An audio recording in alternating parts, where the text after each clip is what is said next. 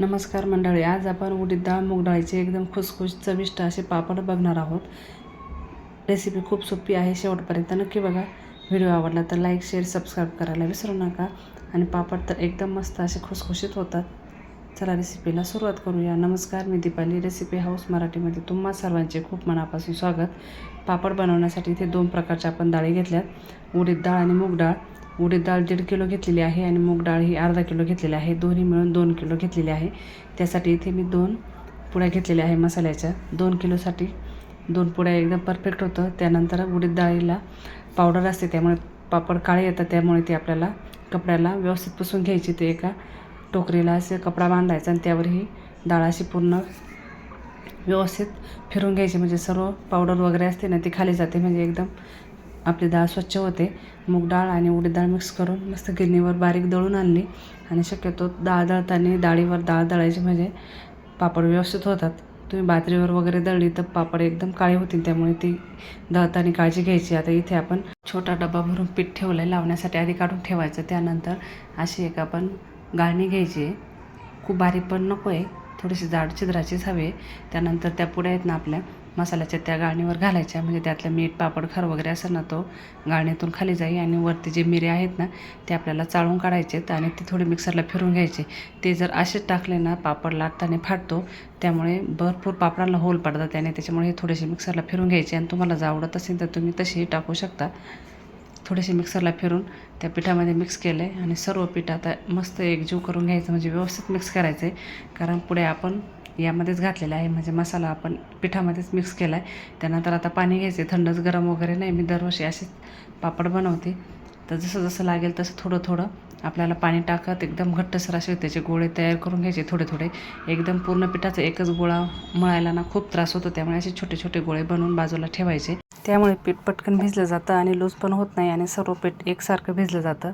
आणि जसं लागेल तसं घट्टसरच असं पीठ मळायचं। तर बघा, पिठाचे गोळे असे छोटे छोटे मळून ठेवले होते। आता थोडं थोडं तेल घ्यायचं, थोडंसं तेल लावून पुन्हा व्यवस्थित मळून घ्यायचे पीठ। आणि आता हे आपल्याला एखाद्या कॅरी बॅगमध्ये किंवा डब्यामध्ये भरून ठेवायचे। उद्या पापड बनवायचे असेल ना, आदल्या दिवशी रात्री शक्यतो हे पीठ मळून ठेवायचं, म्हणजे रात्रभर भिजलं ना एकदम मस्त असे पापड होतात। पीठ जेवढं छान भिजेल ना तेवढे पापड चांगले होतात। तुम्हाला जर रात्री नसेल मळायचं तर तुम्ही पापड करण्याच्या आधी 3-4 तास मळू शकता। तर बघा, सर्व पिठाला आपण असं थोडं थोडं तेल लावून व्यवस्थित मळून घ्यायचे पुन्हा, आणि पिशवीमध्ये भरून ठेवायचे। असं थोडंसं तेल लावलं ना तेल रात्रभर पिठामध्ये छान मुरतं, पापड त्याचा एकदम मस्त असा होतो। तर सर्व पिठाला तेल लावून मी इथे कॅरी बॅगमध्ये भरून ठेवलेलं आहे, तुम्ही डब्यामध्ये सुद्धा भरून ठेवू शकता। तर बघा, आपलं पीठ तयार झालं आहे। आता लावण्यासाठी पण आपण पीठ काढून ठेवलं होतं, ते पण ठेवूया।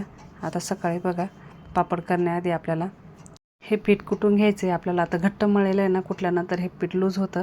असा पाटा वरवंटा जर नसेल तुमच्याकडं तर आपण खलबत्ता मुसळी आहे ना त्यामध्ये सुद्धा हे पीठ थोडं थोडं घेऊन कुटू शकता। नसेलच तर आपली फरची स्वच्छ साफ करायची, त्यावर सुद्धा हे पीठ कुटू शकता। तर बघा, आधी किती घट्ट होतं, आणि आता थोडं थोडं तेल लावत मुसळी तेलात बुडवायची आणि मग हे पीठ कुटून घ्यायचं। कुटल्यानंतर याचा कलर पण बदलतो आणि पीठ एकदम मऊ सॉफ्ट होतं, त्याचे पापड एकदम खूप छान होतात, चिटत वगैरे अजिबात नाही। तर बघू शकता, कुटलेलं पीठ आणि आधीचं पीठ दोन्हीमध्ये खूप फरक आहे। अशा प्रकारे आपल्याला पीठ कुटून घ्यायचे। त्यानंतर बघा, हातामध्ये पीठ घेऊन थोडंसं असं लांबवायचं, त्याने सुद्धा एकदम पीठ लवचिक होतं आणि पापड पण छान होतो। जास्त कुटायला जर नाही जमलं ना, ही प्रोसेस जास्त करायची, म्हणजे पीठ एकदम छान होतं। थोडासा तेलाचा हात लावायचा अधूनमधून। बघा, मस्त असं आपलं पीठ झालं आहे। जास्त कुटाय जरी नाही जमलं ना, ही प्रोसेस जास्त केली ना एकदम पीठ छान होतं। तर बघू शकता, मस्त आपलं पीठ तयार झाले। आता आपण याच्या लाट्या तयार करून घेऊया। अशी सर्व प्रोसेस करून जर पापड बनवले ना एकदम खुसखुशीत चविष्ट होतात। तर बघा, आपण इथं आता असे रोल बनवून घेतले। लाट्या तुम्ही सुरीने करू शकता, पण मी इथे धाग्यानेच करणार आहे, धाग्याने मला सोपं पडतं। तुम्हाला जर धाग्याने नसेल जमत दोऱ्याने तर तुम्ही सुरीने करू शकता। तर इथे एका बाजूचं टोक एक तर तोंडात पकडायचं किंवा पायाच्या अंगठ्याला बांधायचं, आणि असं दोऱ्याच्या साहाय्याने लाटी करायची। अशी जर केली ना एकसारखी पण होते आणि पटपट होते आणि मस्त गोल होते, अजिबात हाताने परत त्याला गोल करायची गरज येत नाही. तर बघू शकता एकसारखी सर्व लाटी गोल गोल आपली तयार होते. एकदम पटपट लाट्या करता येतात दोऱ्याने. तुम्हाला असे दोऱ्याने जर जमत नसेल तर तुम्ही सुरीने कापून करू शकता. आणि रोल आपल्याला असे एकसारखे बनवायचे, कुठं जाड पातळ नाही करायचे. मग जाड पातळ जर केलं ना लाटी लहान मोठी होते आणि मग पापड एकसारखा होत नाही. रोल एकसारखा जाडीचा ठेवायचा, त्यामुळे मग लाटी एकसारखी होते आणि पापड पण एकसारखे होतात. तर बघा लाट्या झाल्यानंतर लाट्यांना पण थोडंसं तेल लावायचे आणि ह्या लाट्या आपल्याला कॅरी बॅगमध्ये भरून ठेवायच्या आहे. ह्याला हवा लागू द्यायची नाही, नाही तर पीठ कडक होतं आणि पापड व्यवस्थित होत नाही.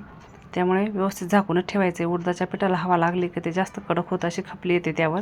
ह्या लाट्यांना सुद्धा हवा लागली ना खपली येईल, त्यामुळे त्या झाकूनच ठेवायच्या पिशवीमध्ये. त्यानंतर बघा एक लाटी घ्यायची, पिठामध्ये बुडवायच्या. आता हे काही जण तेलावर पण पापड करतात, पण तेलाचे पापड ना वास येतो जास्त. असे पिठावर लाटले ना वर्ष काय 2 वर्षसुद्धा अजिबात त्याचा वास येत नाही, खराब होत नाही. पापड लाटताना शक्यतो असं रेषेचं लाटणं घ्यायचं, त्याने पापड एकदम पटापट मोठा होतो.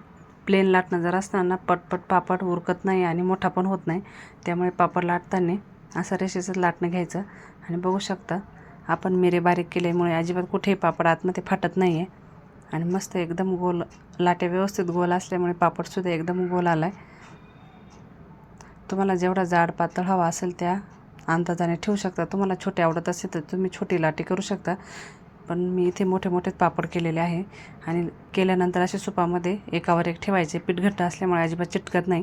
तुमचं पीठ जर पातळ असेल तर ते एकावर एक राहणार नाही, ते चिटकतील. त्यामुळे मी 10-15 पापड झाले का मग सुपातून डायरेक्ट उन्हात खाटेवर टाकणार आहे. तुम्ही ही ट्रिक एक लक्षात ठेवा, पापड कधीही वाकडा होत नाही. डायरेक्ट उन्हात टाकायचे सुकवायला आणि एक 10-15 मिनटात काढून घ्यायचे. पूर्ण कडकडीत नाही वाळून घ्यायचे. असे उन्हात टाकले की पापड एकदम सरळच्या सरळ डब्यात भरण्यासाठी राहतात, अजिबात वाकडे होत नाही. आपण हवेत जर पापड सुकायला घातले ना ते वाकडे होतात, मग डब्यात व्यवस्थित भरता येत नाही आणि तुटतात पण जास्त. तर बघा उन्हात थोडेसे असे सुकवले की लगेच गोळा करून घ्यायचे आणि दुसरे पापड पुन्हा उन्हात टाकायचे. तर बघा कुठेही आपले पापड वाकडे झालेले नाही, एकदम सरळ आहेत. सुकवलेले पापड गोळा करून घेतले की एखाद्या भांड्यामध्ये कपडा ठेवायचा, त्यामध्ये ठेवायचे आणि झाकून वरून कपडा टाकायचा, म्हणजे पापड वाकडे वगैरे होणार नाही हवेने. अशा पद्धतीने सर्व पापड लाटून झाल्यानंतर सकाळी कोवळ्या उन्हामध्ये आपल्याला हे पापड पुन्हा सुकत घालायचे. कारण असेच जर ठेवले ना ओलचट वगैरे ठेवायचे नाही, तर पापड खराब होऊ शकतं. त्यामुळे त्याला पुन्हा एकदा छान असं ऊन द्यायचे. तर बघा सुकल्यानंतर आपले सर्व पापड एकसारखे झालेत, कुठेही वाकडे वगैरे झालेले नाही. आणि बघू शकता विकतचे आणतो ना तसे एकदम एकसारखे गोल पापड झालेत. कलर पण एकदम अप्रतिम सुंदर आला आहे. आता मी तुम्हाला तळून दाखवते. खायलासुद्धा खूप खुसखुशीत झालेत. तेल तापलं की तेल एकदम कडकडीत गरम करायचं नाही, कारण हे पापड पातळ असतात आणि तळताना पटकन लाल होऊ शकतात. त्यामुळे मग तेल गरम करून गॅस मंद करायचा आणि मग हे पापड तळायचे. बघा मस्त असे फुलताय, एकदम छान असे खुसखुशीत आपले पापड तयार होत आहे. तुम्ही हे भाजून पण खाऊ शकता. तर बघा मस्त अजिबात तेलकट वगैरे झालेले नाही आहेत. खायला तर एकदम अप्रतिम झालेले आहेत. तुम्ही ह्या पद्धतीने नक्की पापड बनवून बघा, करायला खूप सोपे आहेत, खायला तर एकदम अप्रतिम झालेले आहे. तुम्हाला व्हिडिओ कसा वाटला नक्की कळवा. व्हिडिओ पाहिल्याबद्दल धन्यवाद.